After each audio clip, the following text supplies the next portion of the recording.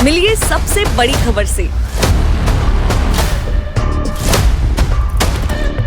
छोटे शहर की बड़ी कहानियां। हमने वो देखा जो अनकहा है। अब खबर आपकी उंगलियों पर। खबरों से परे, हर खबर पर हमारा नजरिया।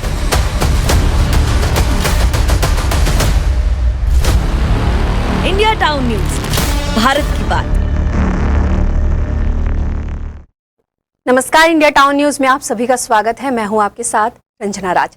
जैसे कि छत्तीसगढ़ में लोकसभा चुनाव का प्रथम चरण संपन्न हो गया है, वहीं दूसरे चरण के चुनावों को लेकर राजनीतिक पार्टियां जो है युद्ध स्तर पर तैयारियां कर रही हैं। ऐसे में छत्तीसगढ़ में जो कई स्टार प्रचारकों का दौरा चल रहा है, जिससे छत्तीसगढ़ में राजनीतिक सरगर्मी और भी ज्यादा तेज हो गई है। आज चुनावी माहौल कैसा रहेगा, चलिए इन्हीं सब तमाम जानकारियों के लिए जुड़ते हैं हमारे ब्यूरो चीफ शिवम दुबे से। शिवम, जैसे कि छत्तीसगढ़ में स्टार प्रचारकों का दौरा निरंतर चल रहा है, वहीं आज किन स्टार प्रचारक का आगमन छत्तीसगढ़ में होने वाला है? देखिए रंजना, कल से ही स्टार प्रचारकों का दौरा जो है यहाँ से शुरू हो चुका है। लोकसभा चुनाव के लिए बिल्कुल भी बच चुका है। दूसरे चरण के मतदान होने हैं। अब जो है राजनांदगांव और महासमुंद और कांकेर लोकसभा सीटों के चुनाव होने हैं, तो इसको लेकर दोनों ही जो मुख्य राजनीतिक दल हैं, कांग्रेस और बीजेपी, इन्होंने अपने स्टार प्रचारकों को यहाँ पे दौरे के लिए बुला लिया है और लगातार जो है चुनावी सभा भी हो रही है।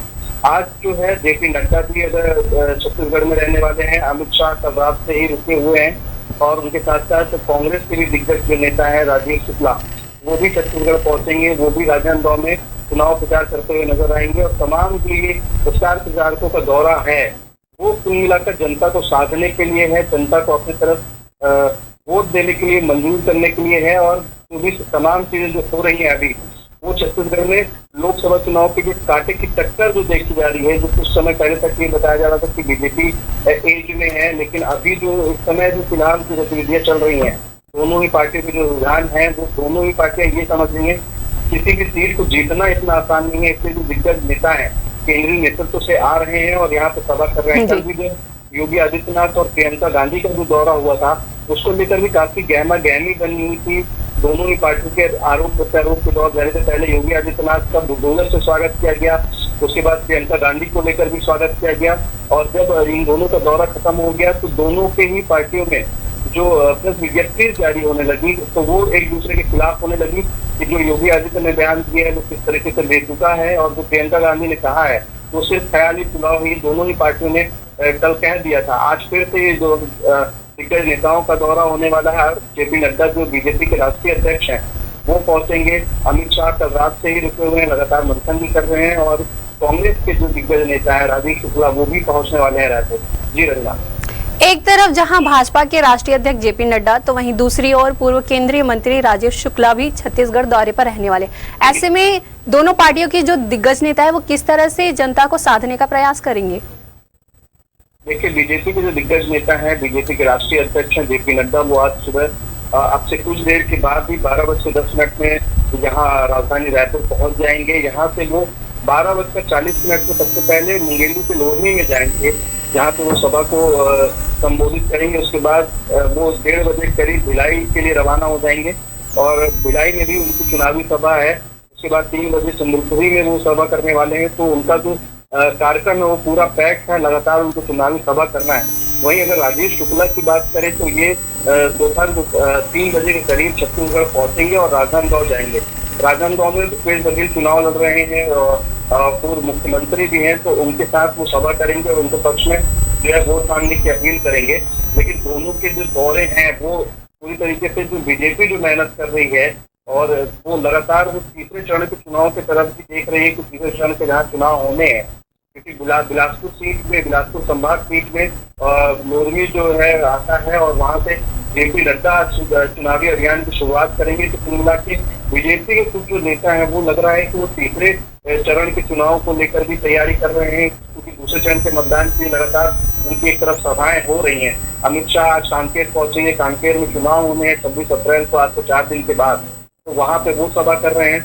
और राजीव शुक्ला जो है वो पहले चरण के ही कांग्रेस में, अभी जो दूसरे चरण का जो मतदान होना है उसको लेकर के कांग्रेस का पूरी तरह से फोकस है। पहले दूसरे चरण का मतदान जो है निपटा लिया जाए, फिर उसके बाद तीसरे चरण के मतदान के लिए तैयारी करेंगे। तो कुल मिला के दोनों ही पार्टी की रणनीति भी इसमें देखी जा सकती है कि बीजेपी जो है पहले से ही तीसरे चरण के मतदान के लिए यहाँ पे रेडी हो रही है और दूसरे चरण के साथ साथ वो चुनावी सभा भी कर रही है। लेकिन कांग्रेस जो है वो एक एक सीट पर फोकस करके चुनावी सभा को अंजाम दे रही है। जी, जैसे कि आपने कहा कि केंद्रीय गृह मंत्री अमित शाह आज कांकेर आएंगे और भाजपा प्रत्याशी भोजराज नाग के पक्ष में प्रचार करेंगे। ऐसे में क्या रणनीति लेकर आए हैं अमित शाह? देखिए, अमित शाह जो इस बार चौंकाने वाली रणनीति लेकर यहाँ पे पहुंचे हुए हैं। अचानक पहले उनको 20 तारीख को कार्यक्रम जारी होता है कि वो 21 तारीख की रात जो है छत्तीसगढ़ में गुजारेंगे, यानी रायपुर राजधानी में वो कुशाभाऊ ठाकरे परिसर जो केंद्रीय कार्यालय है छत्तीसगढ़ का बीजेपी का, तो वहां पे वो रुके हुए थे। लगभग 8:20 पर उनका निर्धारित दौरा कल रात का तय हुआ था कि वो छत्तीसगढ़ पहुंच जाएंगे। वो 1 घंटा लेट हुए थे। 9 बजे के आसपास वो वहाँ रायपुर राजधानी पहुंचे हुए हैं और रात भर उन्होंने पहले तो बीजेपी के जो नेता हैं उनसे वन टू वन चर्चा की है और लगातार वो रणनीति बना रहे हैं कि अभी जो 10 सीटों पर चुनाव जो बचा हुआ है उसको लेकर के क्या कुछ किया जा सकता है। और उसके साथ साथ उन्होंने मुख्यमंत्री और जो उप मुख्यमंत्री उनसे भी चर्चा की है, वन टू वन बैठक की है उनके साथ।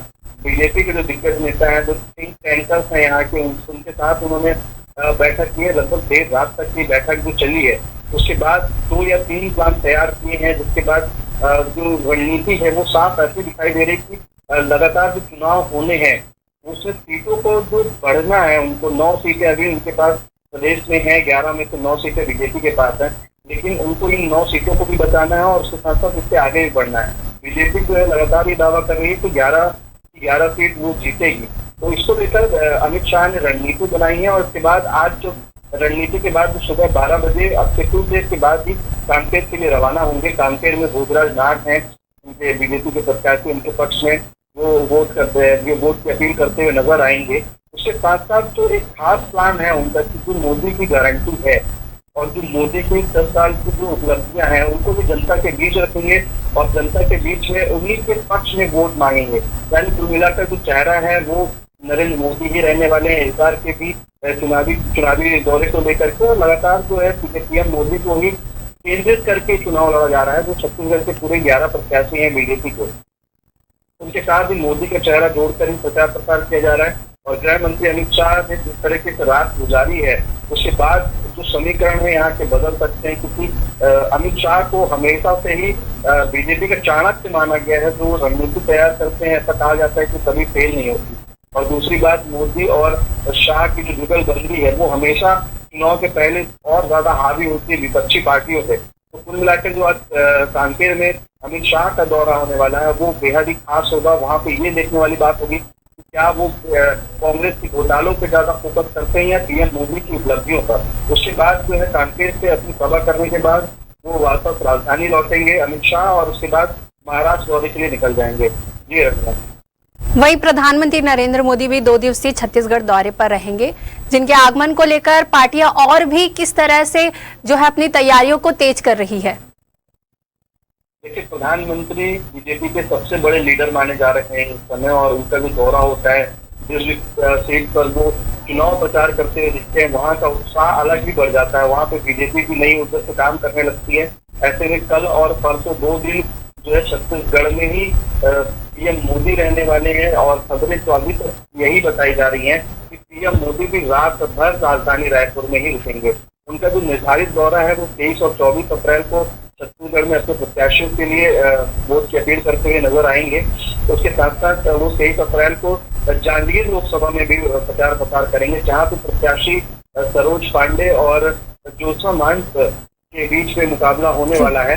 माफ कीजिएगा, शिव कुमार डहरिया के बीच में जो मुकाबला होने वाला है उसको लेकर पूरी तैयारियां की जा रही हैं। वहां पे भी पीएम मोदी के दौरे को खास बनाने के लिए जो है पूरी तैयारियां कर ली गई हैं। हर एक बीजेपी नेता को ये टारगेट दिया गया है कि भाई आप कम से कम 1000 लोगों को अपने साथ साथ, जिससे पीएम मोदी की जो सभा है उसमें भीड़ दिखे अच्छे से। और पीएम मोदी चूंकि एक बड़े लीडर है, सबसे बड़े लीडर है बीजेपी के इस समय, तो उनकी सभा को सफल बनाने के लिए बीजेपी पूरी तैयारी कर चुकी है। जो बीजेपी के प्रदेश अध्यक्ष किरण देव वो भी वहां पहुंच कर जायजा ले रहे हैं। जो दोनों सभाएं होनी 24 अप्रैल को भी जो सभा होनी है वो सरगुजा में होनी है। सरगुजा में कल खबर आई थी कि वहां पे एक शाला के मैदान को हेलीपैड बना दिया गया है, जिसका सीएम सुखदेव ने भी विरोध किया है। उसके लिए लेटर जारी किया है कि ठीक है, चुनाव है, उसकी सभा ठीक है, लेकिन जो खेल का मैदान है उसको ना बिगाड़ा जाए, क्योंकि उससे जब हेलीपैड बनेगा तो कुल मिला की चीजें वहां पे खराब हो जाएंगी। तो ये प्रधानमंत्री दौरे के लिए तो सियासत भी तेज है और लगातार जो सभी राजनीतिक दल हैं, जो बाकी विपक्षी, वो प्रधानमंत्री की सभा को बहुत गौर से सुनते हैं कि प्रधानमंत्री क्या बोल रहे हैं, क्योंकि उसका एक जनता के बीच में इम्पैक्ट तो अलग होता है, जिसका विपक्षी पार्टी के पास अभी तक तो कोई तोड़ नहीं मिला है। जी संजना। वहीं छत्तीसगढ़ के बहुचर्चित शराब घोटाले मामले में आईएएस अनिल टुटेजा को आज स्पेशल कोर्ट में जो है पेश किया जाएगा। तो वहीं इस मामले में जो है आगे किस तरह से कार्यवाही की जा रही है, क्या कुछ अहम सबूत भी मिले हैं? देखिए, जो आईएएस अनिल टुटेजा है ये अब अपने पद से इस्तीफा दे चुके हैं और सरकार बदलने के बाद ही इनका इस्तीफा जो है सामने आया था। तो छत्तीसगढ़ शराब घोटाला कुछ छिपा नहीं है कि उसमें क्या हुआ था और कैसे उस पूरी घटना को अंजाम दिया गया, घोटाले को अंजाम दिया गया है। लेकिन सबसे बड़ी बात यह है कि ईओडब्ल्यू की जो FIR हुई थी उसमें 70 लोगों के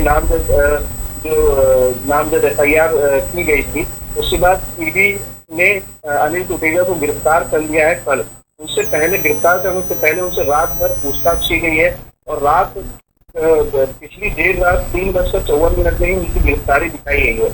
कल जो है उनको कोर्ट में पेश किया गया था, जिसके बाद उनको सिर्फ एक दिन की न्यायिक रिमांड में भेजा गया है। इसके पीछे कारण ये बताया जा रहा है कि जो रविवार के दिन है वो कोर्ट की छुट्टियां होती हैं।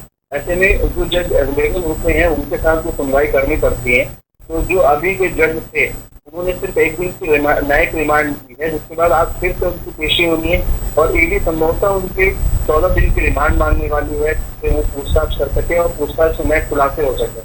कुल मिला के अनिल टुटेजा को लेकर जो ग्राउंड बनाया गया है वो 14 पन्नों का ग्राउंड बनाया गया है और उसमें मतलब ये बताया गया है कि कैसे अनिल टुटेजा जो पूरा खेल खेलते थे, जो पूरे घोटाले को अंजाम देने के लिए महत्वपूर्ण कड़ी थे, उसको लेकर के वो पूरी जो स्थितियां साफ हो गई हैं कि अनिल टुटेजा को जो ईडी है वो आर्किटेक्ट ऑफ लीगल स्कैम बता रही है और अनवर डेबर जो अभी जेल में बंद है शराब घोटाले मामले में, उनको वो मास्टरमाइंड बता रही। तो कुल मिलाकर ये जो चीजें हैं ये अनिल टुटेजा पर भी केंद्रित हो रही है। उनके साथ साथ उनके बेटे से भी पिछली देर रात लगातार पूछताछ होती रही, लेकिन बाद में उन्हें छोड़ दिया गया। जबकि उनके पिता जो आईएएस टुटेजा हैं उनको गिरफ्तार करके कोर्ट में पेश कर दिया गया। आज जब बचाव पक्ष की दलील को सुनने वाली बात होगी, बचाव पक्ष है अनिल टुटेजा के जो वकील है वो किस तरीके से पूरा जो अपनी दलील अपने तर्क पेश करते हैं, क्योंकि जो मामला है छत्तीसगढ़ का शराब घोटाला, इसको सुप्रीम कोर्ट में और छत्तीसगढ़ के हाई कोर्ट में इस मामले में अनिल टुटेजा और यश टुटेजा को राहत दी थी, लेकिन उसके बाद भी नई FIR ईडी ने दर्ज की है, जिसके बाद उनकी गिरफ्तारियां की गई हैं। जी रंजना। धन्यवाद शिवम, हमारे दर्शकों को जानकारी देने के लिए। और भी अपडेट के लिए हम आपसे दोबारा जुड़ेंगे। वक्त हो चुका है एक छोटे से ब्रेक का। मिलिए सबसे बड़ी खबर से। छोटे शहर की बड़ी कहानियां। हमने वो देखा जो अनकहा है। अब खबर आपकी उंगलियों पर, खबरों से परे, हर खबर पर हमारा नजरिया।